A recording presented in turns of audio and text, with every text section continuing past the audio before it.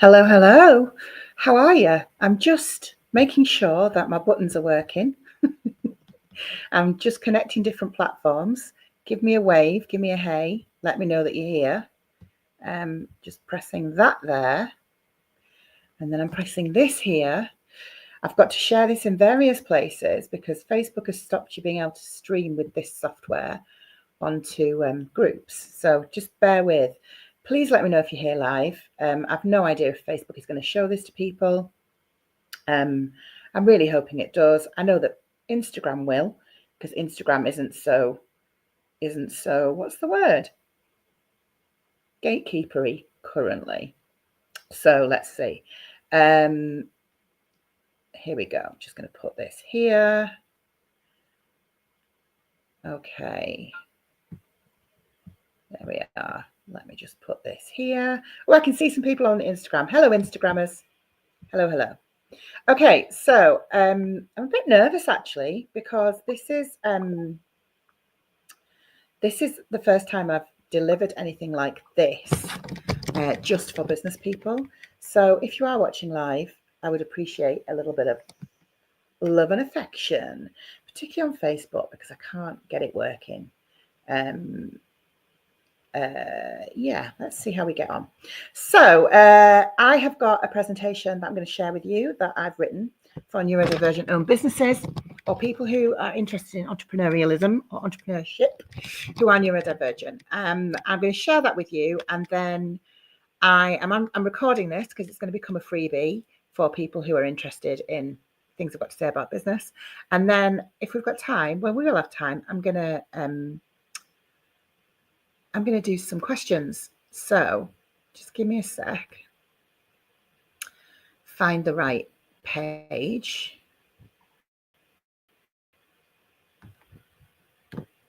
There we go, view slideshow. Right, I'm hoping this is working. I'm checking across different platforms. I don't know if it'll work on Instagram, if it'll let me. Hello, Jackson. Good morning. Good morning, Tom. Right. Oh, it is working. It's working on Instagram. It's working on Facebook. We are rocking and a rolling. I can't see any comments currently. If you're watching live on Facebook, drop me a comment so I can make sure it's working. Okay, so I'm going to take you through this. I'm hoping this is going to take less than half an hour. That's my intention, because I know that a lot of you are on your lunch break and what have you. If you're watching on replay, hello people in the future. And let's see where we get to. So here we go. So if you're here, it's because you are interested in finding out about building a burnout-proof business. I'm a neurodivergent adult and I know about burnout because I've been in active burnout, rolling post-exertion malaise, chronic fatigue syndrome, and recently perimenopause.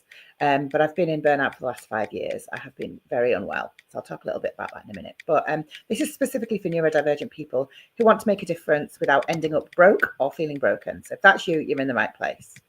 Okay, this is me. My name's Heidi. These are my dungarees. This is a picture that my son sent to me of me, which I absolutely adore. Let me tell you some things about me. So I am an EHCP advocate. I've got an online community of 15,000 SEN families who I look after. We specifically support parents and carers in neurodivergent households who have children or young people with barriers to attendance, and we help them with their EHCPs. I help a lot of families with understanding education otherwise than at school, which is a method of getting bespoke packages of education for children or young people who can't be in school or college. That's my thing. That's what I'm really passionate about. I've lost my slides. Here we go. I'm also a Sunday Times bestselling author. My book, Your Child Is Not Broken, has sold 40,000 copies and has just been released in its first foreign language translation. It's now available in Turkish. Because of course, why not? So other things down the right-hand side are things that you might want to know about me, all kinds of things. This is not everything about me. Like every single human on earth, I'm a little bit complicated.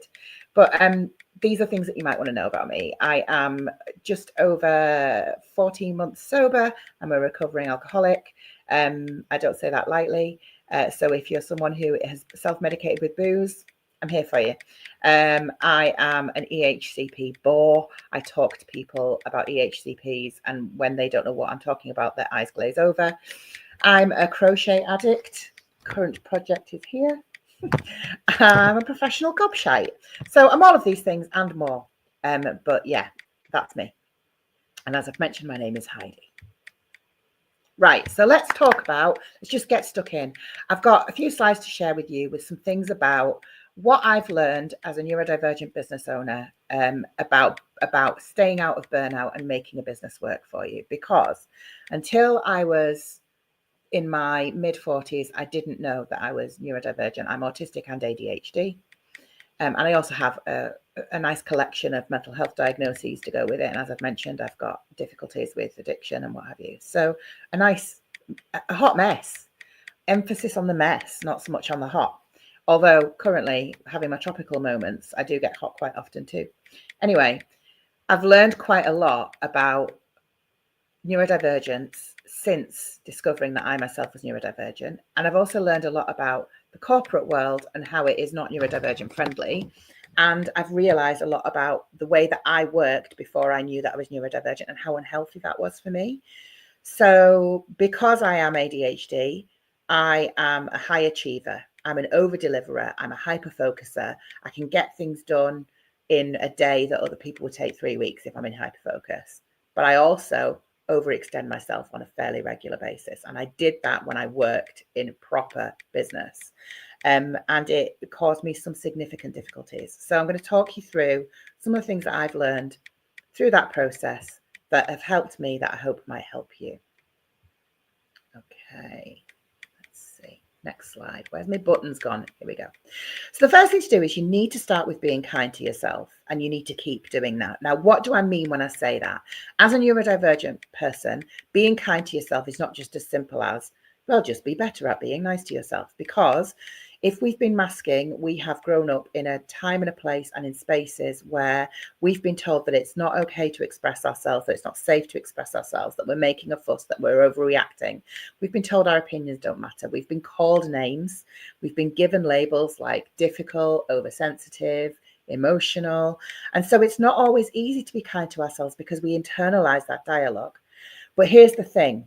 Part of being a neurodivergent business owner requires you to do the work on yourself, to start to know, like, and trust yourself. There's a rule in kind of like business that people buy from people they know, like, and trust. If you don't know, like, and trust yourself, how the hell is everyone else going to do that? Now, I'm not going to say it's just as simple as that. It's a lifelong piece of work. And being committed to wanting to be curious about what that looks like for you is half the battle. Okay. Bits that go with that. Learning how to regulate your nervous system. Learn what your triggers are. Learn what things upset you, what things overstretch you, what things make you anxious, what things make you want to, tear your own head off and scream into your neck, whatever it might be. Work out what those triggers are for you and work out what are your regulatory activities. And it's different for everybody. And when I say regulate, I don't mean just be calm. I mean, work out and begin to understand your sensory system as neurodivergent people, super important. What is the appropriate level of energy required for this activity? Because we don't all get refreshed by going and lying in a dark room and going, some of us fill our cup by jumping up and down on a trampoline or going on a roller coaster or having someone heavy lie on top of us. So it's understanding how your nervous system works and how to regulate yourself. And if you have not looked into polyvagal theory, that's a really good place to start. The next thing is find your community. When you are in the business space, especially, traditional business spaces are not neurodivergent friendly. They're full of people, they're full of noise. Very often they're rooms with people jumping up and down, waving like glow sticks and shizzle like that at these big business events that just make me want to pull my own skin off. But you need to be around people who are other neurodivergent business owners who you can lean into and get validation from, because it can be very lonely in those spaces if you are the only, inverted commas, weird one. So we do have a community on Facebook. I will tell you a little bit about it at the end, but come and find us, because being around your people is what will give you the support that you need whilst you're working out how to know, like, and trust yourself. Practice radical self-compassion. What this means is doing the work required to shift the way you speak to yourself from You're terrible, you're human, you're an awful human, you're getting this wrong, you're failing, nobody likes you, you're weird. 2, you're doing the best with what you've got. Given the resources, the experiences, the life history you have, what you're doing now is completely valid, and how you're feeling right now is absolutely understandable. Really, really important that you practice that intentional, almost rebellious self-compassion, because that will get you through the tough bits. And this one's really important. Choose work that energizes you. If you are someone who is neurodivergent and you are used to getting things done, and you are someone who, that's all right, my lovely, catch up later. And you are someone who overstretches yourself and says yes to things when maybe you could and should wait, you need to be intentional about the work that is good for you, is energizing for you, is going to make you feel joyful. Just because you can do something doesn't mean that you should. And for those of us who are neurodivergent, particularly ADHDers, that's a massive stumbling block. Someone asks us to do something, our sense of needing to be included and our requirement for validation and dopamine means that we say yes before we even think about whether it's aligned with our values, whether it's actually what we want to do, whether we've got the time, the energy, capacity, resources to do it. Okay. Next slide. This goes without saying, but I'm going to say it anyway. Embrace your unique approach. Okay. If you don't understand what your brain needs, you are setting yourself up for failure. The reason so many of us end up burnt out and have ended up burnt out in corporate world, for example, is that we didn't know we were neurodivergent, or if we did, we didn't know how to advocate for ourselves.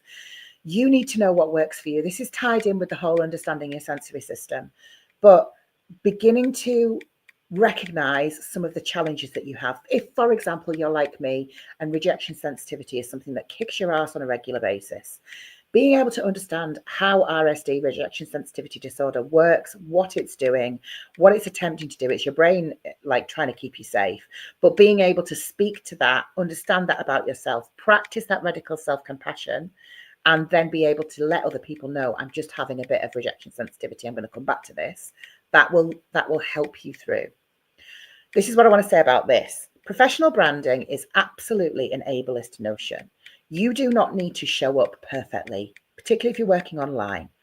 People who are your people will find you. You will see me in my dressing gown on social media because I've built an online business that has a public-facing brand. That's my personal choice. You will see me crying on the internet sometimes. You will see me unpicking hours of crochet. You will hear me swearing. You will see me losing my temper. You will sometimes see me dysregulated. The people who come to me and who are drawn to me, whether they be parents, families, or other professionals looking for mentoring, that's because I'm showing up as I am and they feel drawn to that. Do not stop yourself from showing up, whatever that looks like for you, as yourself by telling yourself that you need, a beautifully curated Instagram, a lovely logo, all singing, all dancing website. The world is waiting for you to come out and do your thing. Do not get sidelined into this notion that we have to be professional, because let's be honest, those of us who are neurodivergent showing up in the business space, that's probably not the first word people will use for us, but they'd use things like passionate, honest, trustworthy, justice driven, focused on results, effective, kind, good at what we do. All those things for me are more important than professional. Find places and spaces where you can be yourself. This goes on from this. So I don't hang out in places where I don't feel I can be neurodivergent as fuck.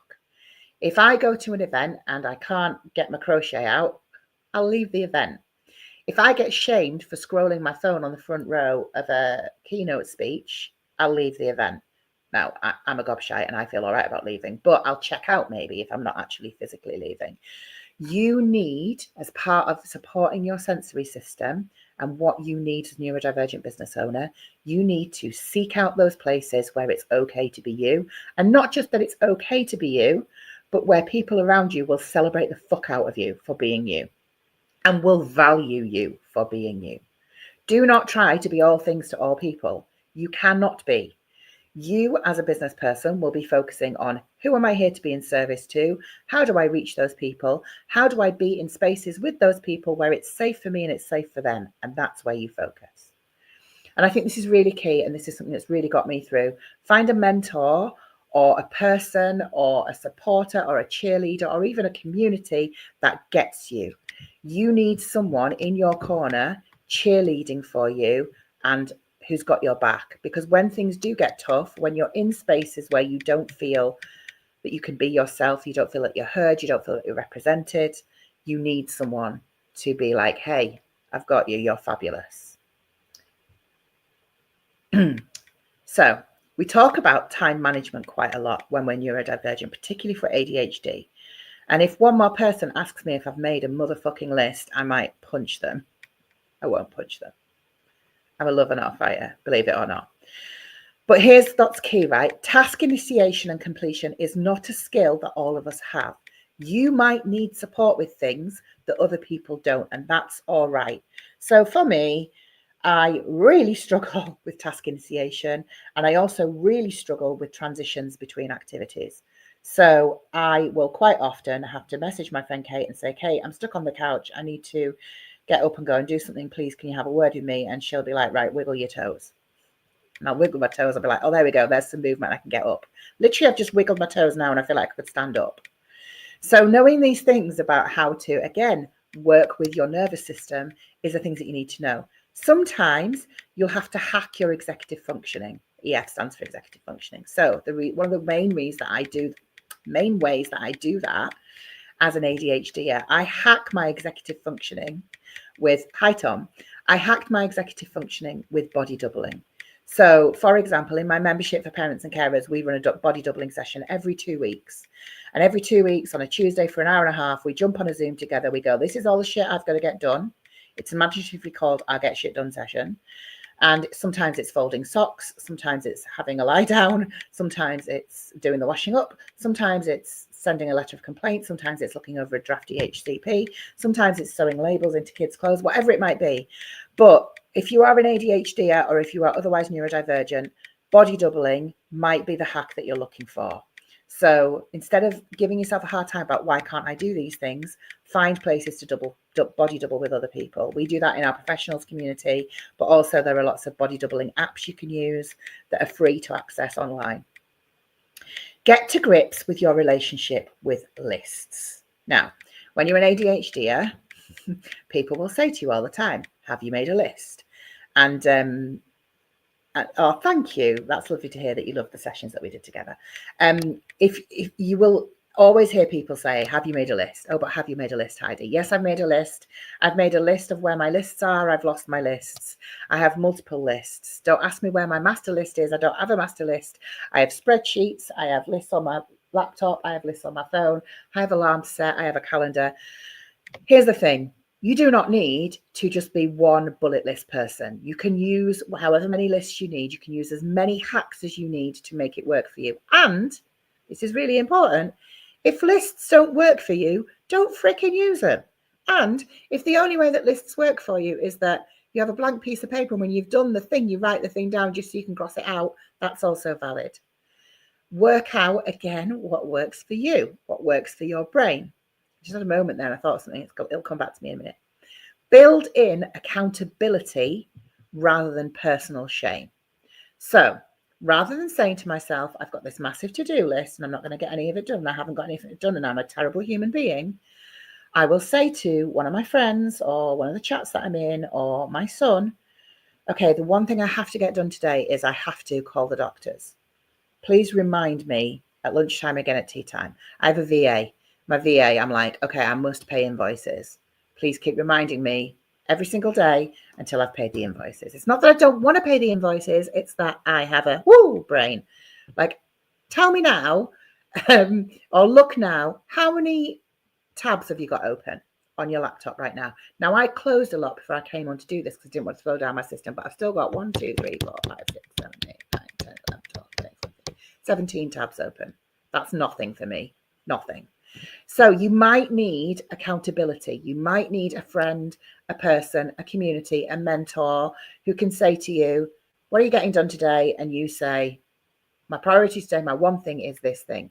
Right, shall I check in with you at lunchtime, or will you check in with me at lunchtime and make sure I've done it? And this is absolutely key, because so far I'm telling you about things that you have to do. I'm going to tell you about something that you have to not do. And the thing you have to not do is you have to not forget rest. If you are someone who is a scheduler, so if you do like time blocking, or if you use diaries, or however you do that, even if you're not, think about the things that you're doing and you are going to do that use lots of energy. So for me, after this today, I'll be spent. I won't be able to do much else. And I know that because I know that about my chronic fatigue syndrome. I know that about my capacity. So for the rest of the day, I have nothing else in. Don't overbook yourself. Don't overstretch yourself. And do commit yourself to scheduling rest. Not just this is what I learned from my friend Kathy. Not just, when I've got a free weekend, I'll take some time out. No, before you start something, when is the next time I'm giving myself some time for some proper, deep, restorative rest? And rest might not mean lying down in a dark room, remember. Rest might mean brain rest. It might mean sensory system rest. It might mean some kind of other rest. It doesn't necessarily mean relaxation. It means time away from the thing you're doing that is taking all of your brain power to give yourself some time to recoup.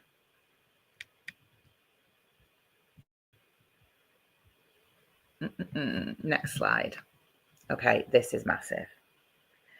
And I might get on a bit of a rant here. If you are someone that works in service, right? If you are someone who wants to support vulnerable people, and most of us do, if you want to be in service to people, if you want to help people with things that are problems, if you want to help people who have experienced things that you have experienced, that they don't have to go through the horror of it that you have to work on your money mindset. And here's why. Unless you intend to open a charity, you do need to think about how you're going to get paid for your time, your work. Now, even if you run a charity, you'll still get paid. This is one of the big problems that within the SEND sector, we have lots of people who are doing free work. And I understand why people are doing free work. And I do a lot of free work. But if you're only doing free work and you're not getting paid for anything that you're doing, and you're feeling overwhelmed, burnt out, exhausted, resentful, skint, you have got to work on your money mindset. Money, air, and food are the three things in the world that, unfortunately, in a capitalist setup, we cannot live without. We don't need to work on our relationship with air because our body takes care of that for the most part. Those people like me who are asthmatic, we might need a little bit of extra help in managing our relationship with air. But for the most part, the two biggies in life are money and food. If you have a tricky relationship with food, you will know how much that challenges you. And if you have a tricky relationship with money, and we all have a relationship with money, it can be absolutely and utterly disabling.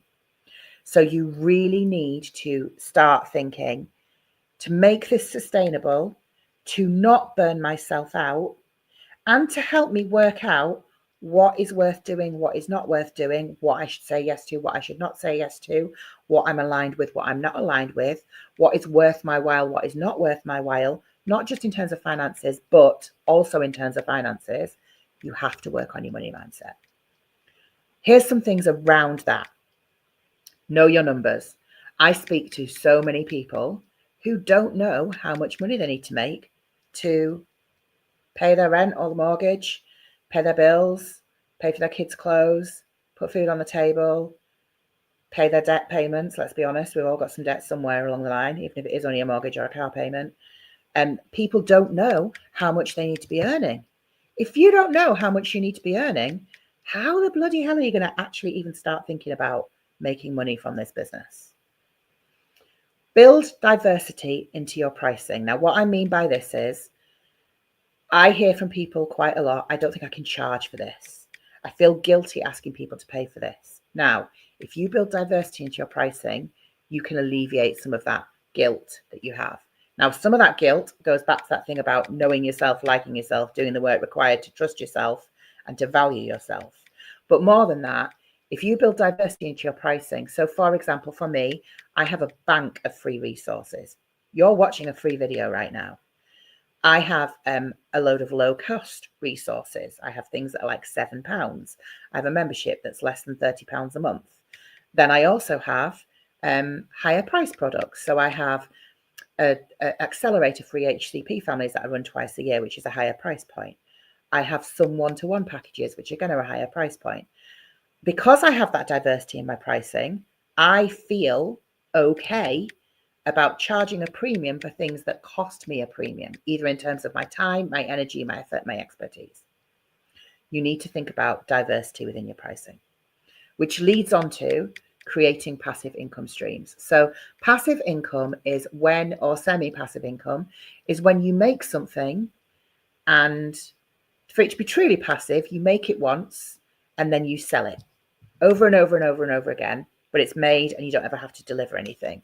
Many of my programs, sorry, I've got itchy eyes, are semi-passive. So I have things that I deliver live, but they have passive elements. So for example, my Marble Run membership for parents and carers in neurodivergent homes, there's a bank of 50 plus hours of webinars on everything around EHCPs, SEND parenting, mental health, the law, Equality Act, diversity, you name it, it's in there. Well, not everything, but there's lots of things in there. That's made, people can access it anytime. And then alongside that, I have pieces of live content that I deliver as part of my memberships. I have a monthly Q&A. We have a fortnightly Get Shit Done sessions. I have a neurodivergent psychotherapist coming once a month. So, but that passive income stream is one of my core revenue streams. So that, the Marble Run, is what pays my staff, my running costs, my overheads month in, month out. And it also means that I've got a burnout-proof business, because when I'm unwell, I can take to my bed if I need to, take some time out. I can schedule in rest when I have to, or when I need to, or when I want to. And I have still got something that's making me money. So think about passive income streams. If you are only working one-on-one with people and you're basically swapping time for money, to burnout proof your business, you need to think about passive income. And here's the thing. Stop working for free and or at personal cost to yourself. This is a biggie. Now, I'm not saying don't ever do anything for free. I'm not saying be completely unavailable. I'm not saying never offer people help, support, and advice when they need it. That's not what I'm saying. But I am saying that you must make sure that somewhere in the mix, you have a way for people to pay you, to show you that they value you. You might start with just a buy me a coffee link. When you give someone some advice, you have something on your email footer or on your links in your Instagram that says, buy me a coffee. Just for that transaction, because here's the thing, right? When people have what we call skin in the game, they are more likely to put into place what you have given them. You are actually doing people a favor when you sell them a product or a service, because they are invested in getting value from that. The reason capitalism and commerce exists is because it's transactional. You give me something, I give you something. We both feel like we've had a fair exchange.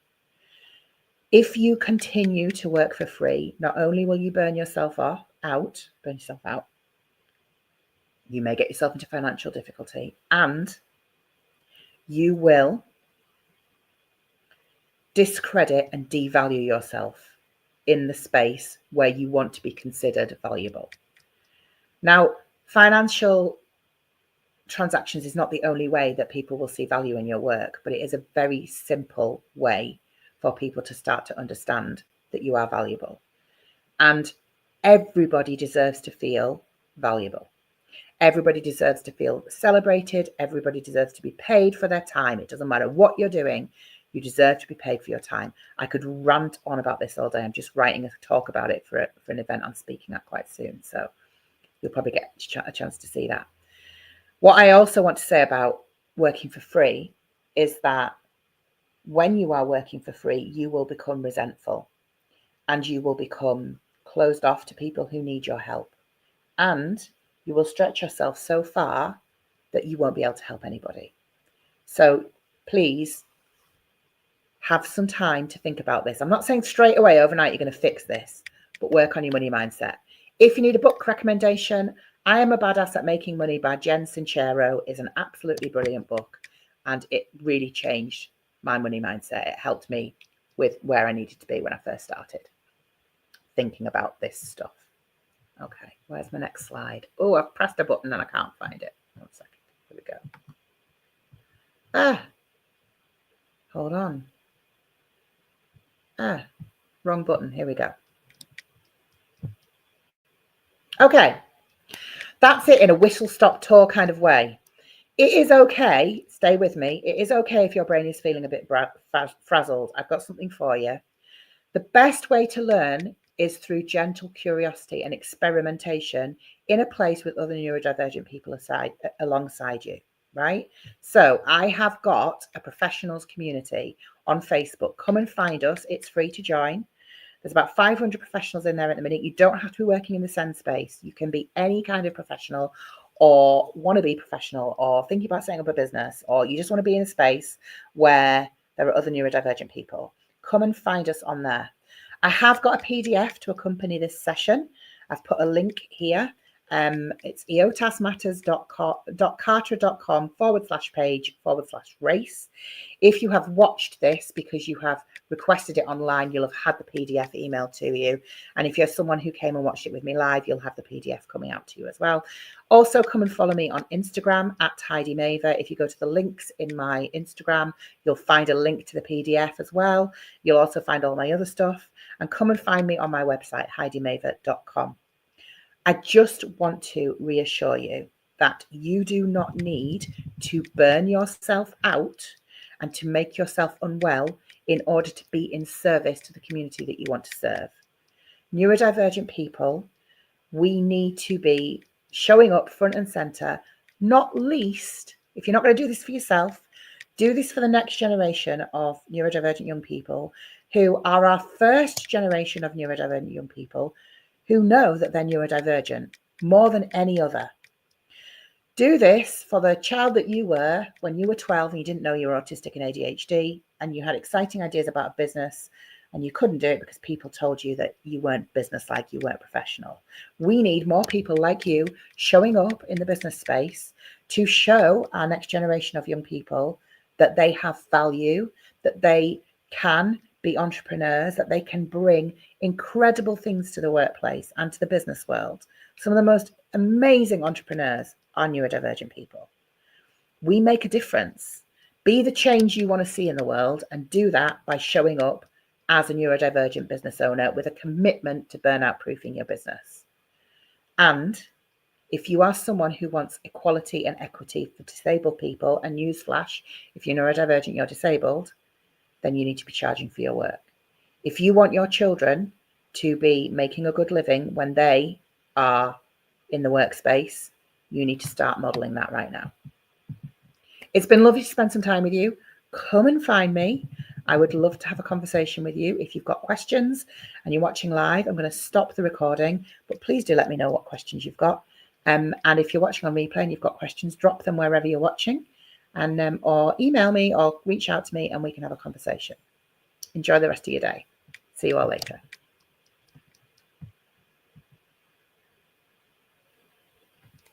Okay, so Awakened from the Looking Glass Reflection says, yeah, that's where I am right now. Completely ran out of my muchness. Okay, so you're talking about, in that instance, you're talking about not being able to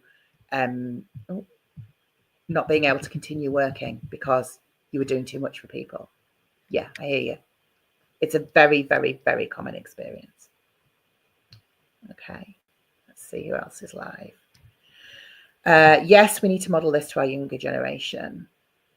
In my one-to-many bonus, my one-to-one session with Heidi, she was really helped me with my money mindset and helped me put some fantastic boundaries around knowing my own worth. Do you know, this is ongoing work forever, right? So it's not something we're going to be able to get sorted straight away. People asking for the, over on Instagram, for the Facebook group. I'll put it back up on screen again so you can see it. But it's called, imaginatively enough, EOTAS Matters Professionals Community. I'll see if I can actually pop a link. Actually, if you're watching on Instagram, go to my link tree. You'll be able to find it there. Thank you, Sue. I'm glad you found this helpful. So what I'm going to do now is I'm going to go over into my professionals community and I'm going to go live in there straight into my Facebook group. So if you want to come and join me, we can have a chat. And I will see you there. Okay, bye.